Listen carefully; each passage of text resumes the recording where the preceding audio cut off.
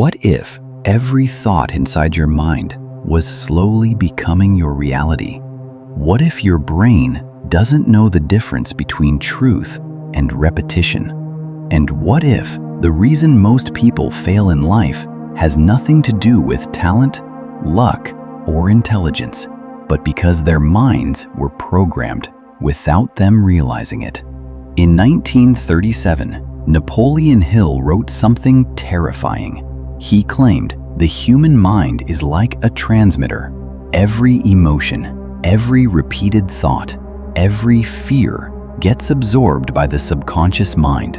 And once the subconscious accepts something as true, it begins turning that thought into reality. He called this process autosuggestion. The subconscious mind is dangerous because it does not judge. It accepts whatever is repeated with emotion: positive thoughts, negative thoughts, fear, confidence, success, failure.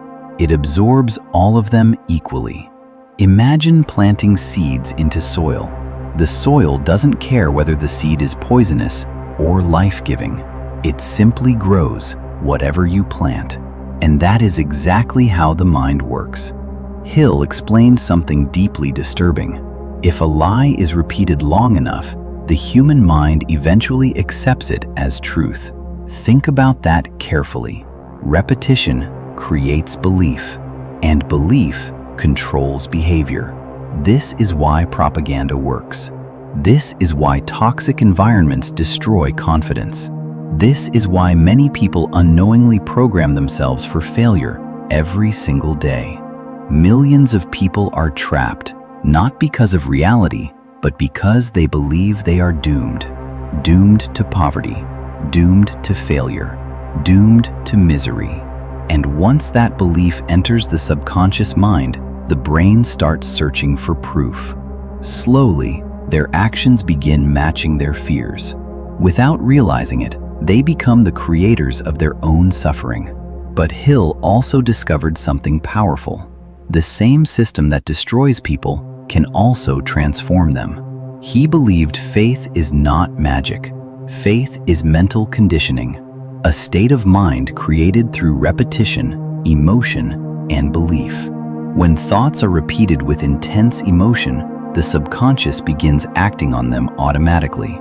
That is why successful people often talk differently, walk differently, think differently.